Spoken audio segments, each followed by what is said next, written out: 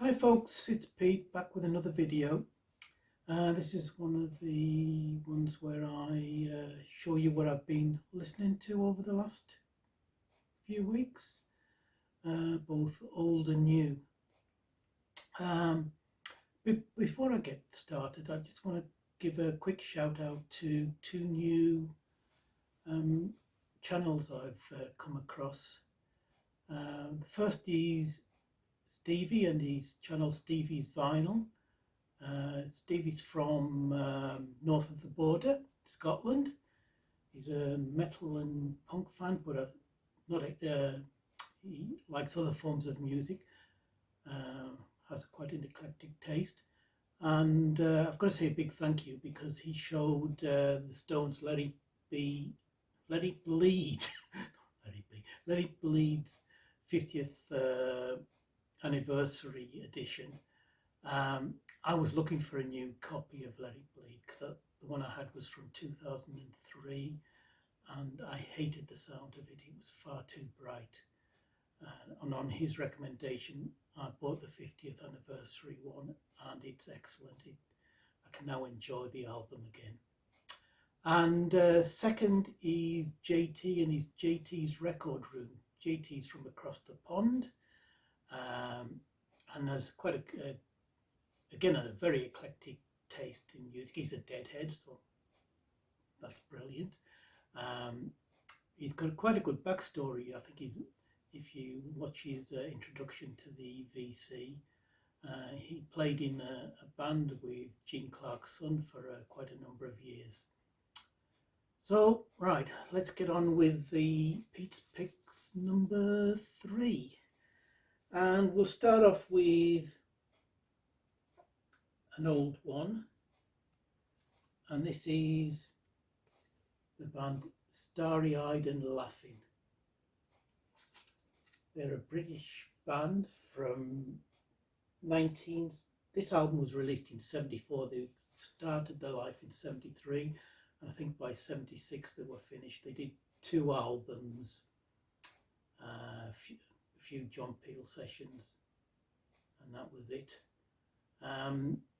They're often sort of described as sort of like the British Birds because of the they've got the 12-string Rickenbacker up front. In fact, one critic said that if they'd been around 15 years prior or 10 years later, then they would have been probably as big as either the Birds or R.E.M.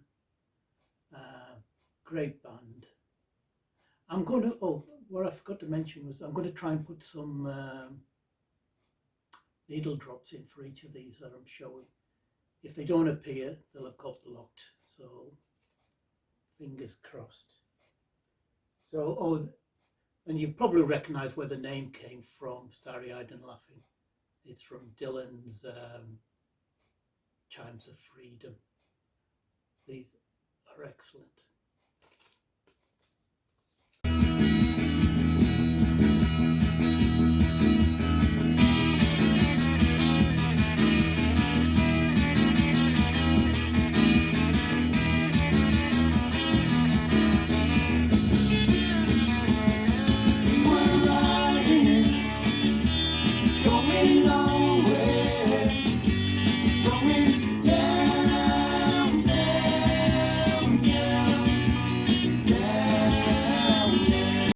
Next up, in sort of similar sort of vein, is Plain Song and their Soul LP from 1972, In Search of Amelia Earhart. Now, Plain Song were Ian Matthews' band, Ian Matthews who'd been in Fairport Convention. They were a 4-piece. Andy Roberts was the other sort of big name in there. This, like I say, was the only album they did at the time, but they reformed later. I saw them live a few years later with Matthews and Roberts, and I think Clive Gregson was in the band at the time. This is an excellent album of sort of that sort of country rockish stuff that Ian Matthews did after he left Fairport. Very much in the, was it, I think this was recorded around the time he did Valley High, which is a great album as well. This is a superb album.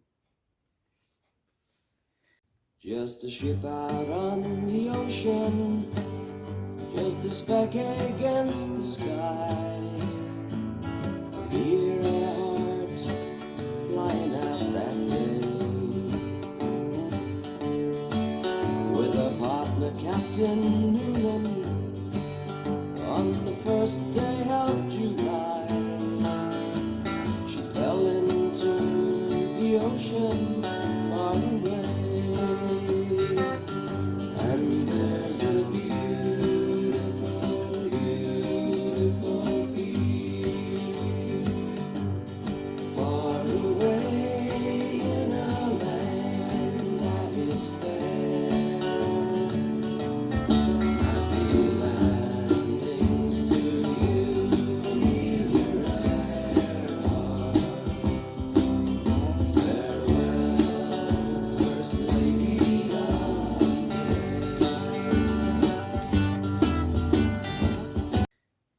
Right. Next up, something totally different, and that's the band Earth, formed by Dylan Carson in, I think, 1989. Earth's music is sort of all instrumental. Early on, it's described as drone metal. Or doom at times, but I don't see the doom thing really. It's, sort of slowed down heavy metal with, distorted guitars, very slow,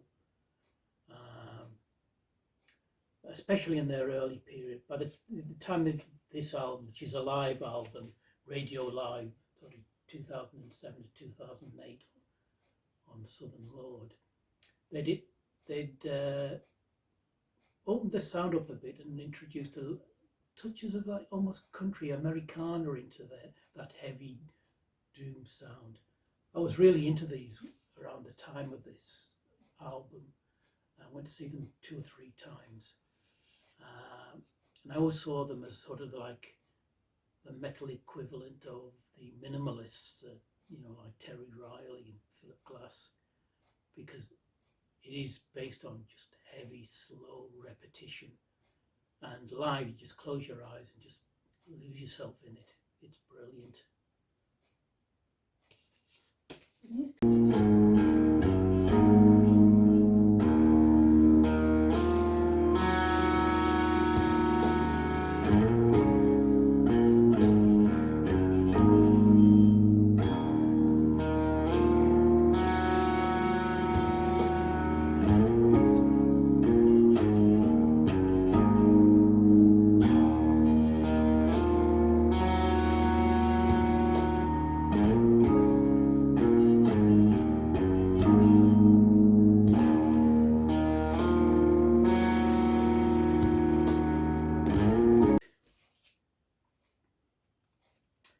Next, we go to Norway. This one's for Richard at the Vinylising Progger.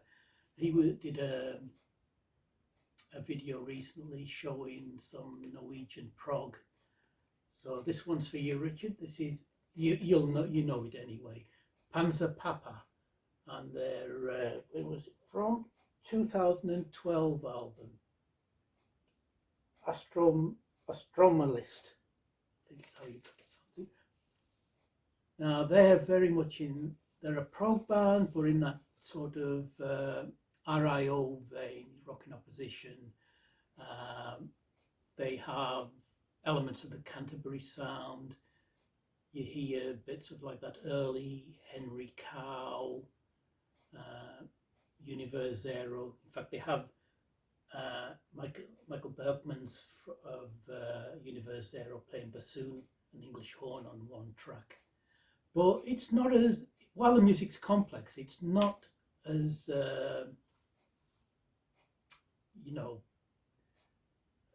it's not too complex. It's very accessible, I find.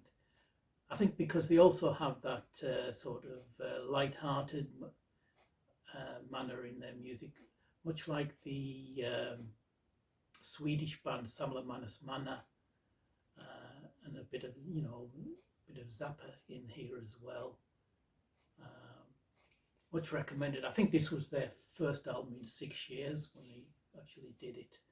But I'll be trying to find some more of their material because I really enjoyed this.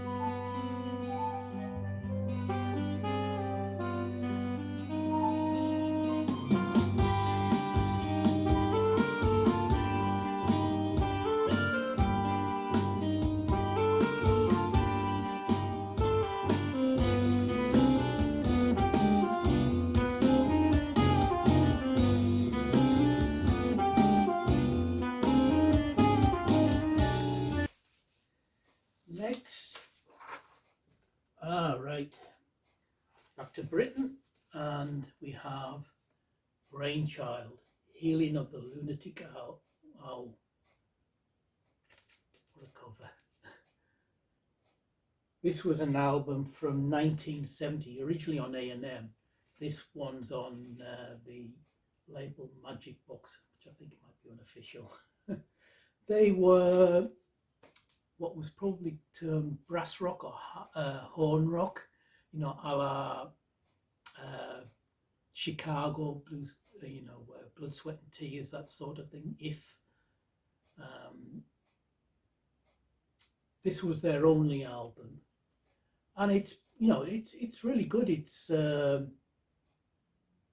sort of the usual prog quartet, keyboards, drums,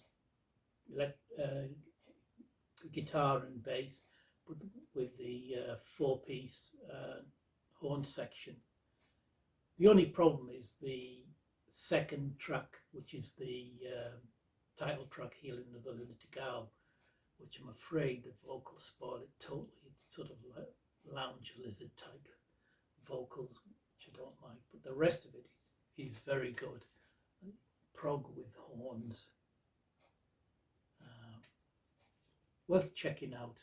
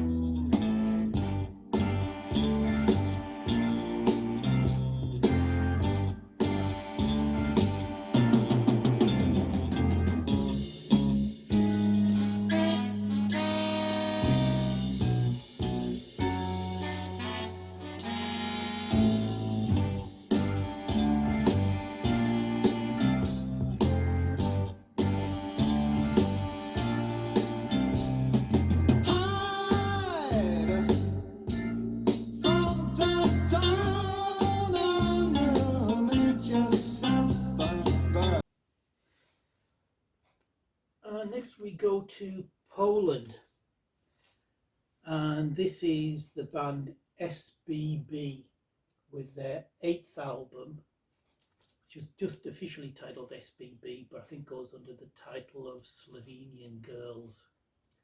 They, like I say, were a Polish band formed in 1971, split up in 1980, and have reformed a number of times since then. They play a sort of hybrid of symphonic prog, spacey, atmospheric music, and with a touch of fusion, and even a touch of blues in places. This is on the Czech label. It was released in Czechoslovakia. It's on the Czech label Supraphon. It's funny, most of their stuff sort of got released outside of Poland, in Czechoslovakia and Germany especially. They're a really good progressive rock band. This is probably their most spacey album in that the keyboards take centre stage, where in the other stuff I've heard it's mainly the guitar. They're a three-piece: guitar, drums and keyboards. Excellent.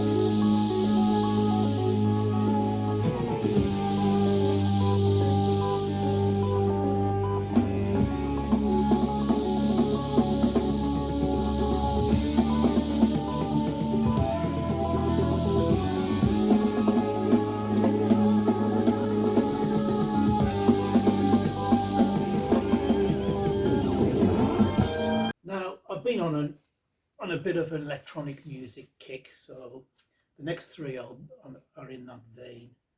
And the first one is this by, I probably won't say it right, Per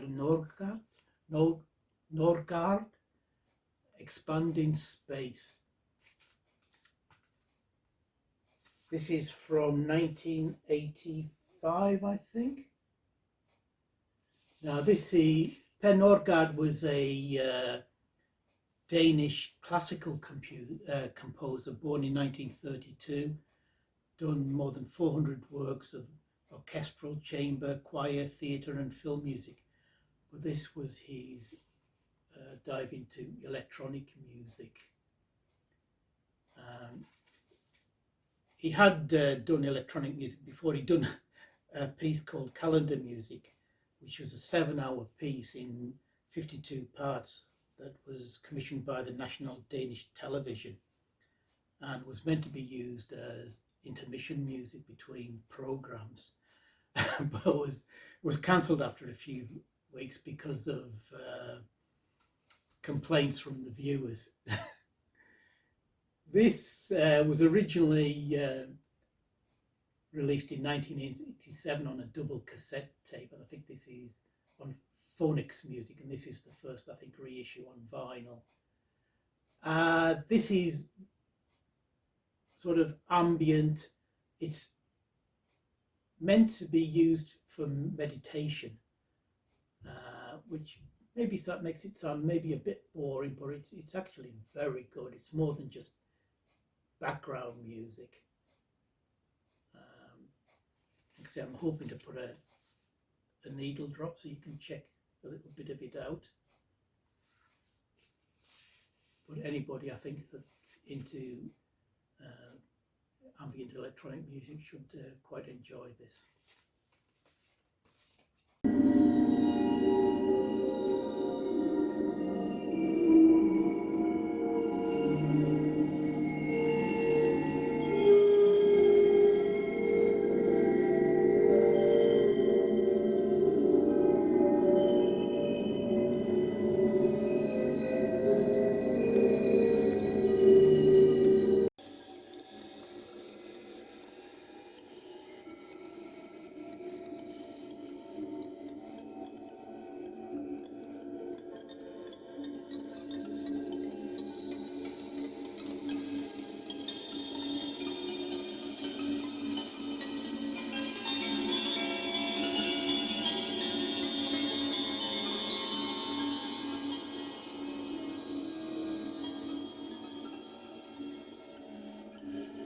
Sticking in the same vein, but moving to Italy, we have this album by Albergo Intergalattico Spaziale, Luglio 1978. Now, Albergo Galactico Spaziale were Giacomo Di Martino's project. He had been in the Italian beat group I Giganti, who had been quite successful with their sort of like beat music, but in 1971 did one of the supposed best albums of Italian progressive rock, Terra in Bocca, which I've yet to hear actually. But after leaving them, he went on to do this project. This was just him on keyboards, etc. And he's accompanied here by Terra Benedetto, his wife, on vocals. She's a great vocalist, I must admit. This is sort of electroacoustic music, synth, very much of a mixture of the sort of stuff that was being done in Germany, the Kosmische scene, but more towards all the Franco Battiato avant-garde electronics that he was doing. This was released in 1978, so it's a bit late for that sort of music, but it is excellent stuff. I was really impressed. I'd never heard of this album before, and I was really impressed. It comes with some inserts in both English and Italian. Comes with a 7-inch single.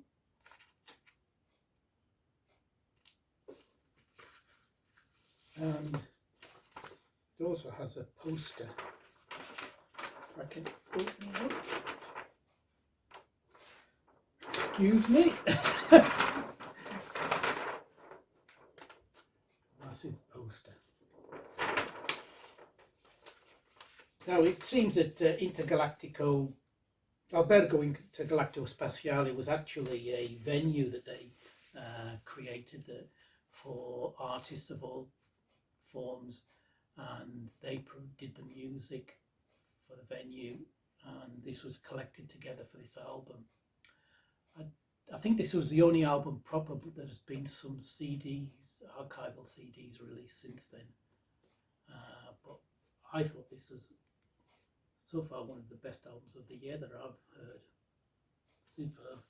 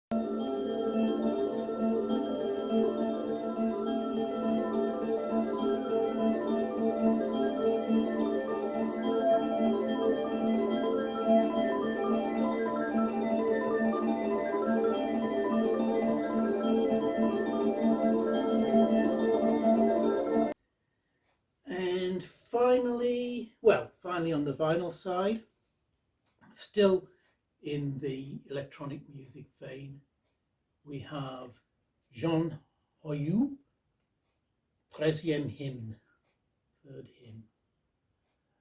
He's a Belgian electronic music artist. This was originally issued in 1985 on the Kretz label, and this is the first time it's had a re-release. This is on Cortisona This is very ambient, sort of Eno-esque in places, music, sort of mixture between ambient, library, cosmic, and a bit spiritual, a bit symphonic in places. Very nice. I think he only ever did 2 albums. The first album was a double called Planets, which I'd like, after hearing this, I'd like to try and get if I can. But excellent stuff.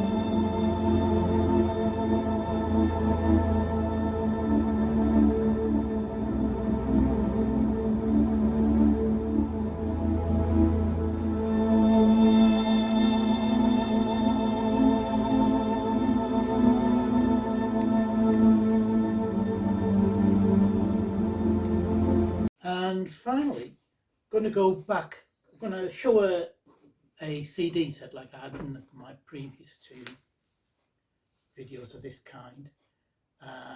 We're going back to the start and the Starry-Eyed and Laughing. Now, anybody of a certain age and from the UK will probably remember this magazine, Zigzag. Superb mag. I first found out about it in late 76, early 77. Unfortunately, by that time it was morphing into a punk magazine, which wasn't quite to my taste. But anyway, in 1974, they were celebrating their 5th anniversary, and they did a all-day concert at the Roundhouse in London, and they recorded all of the acts, and they eventually, in I think is it 2010, that eventually came out as a little CD box set. Superb. And on here you have the bands. You have Starry-Eyed and Laughing. And this was recorded, I think, just before they did their first album. But I think, if anything, the versions on here are even better, a lot more energy. You had Chilly Willy and the Red Hot Peppers, with a band that included Martin Stone on guitar. You had Pete Thomas on drums, and Snakefinger, who played with the Residents, on guitar. Their music's sort of country, swing, bit of blues. Excellent band. You then had the American singer-songwriter Jon Stewart.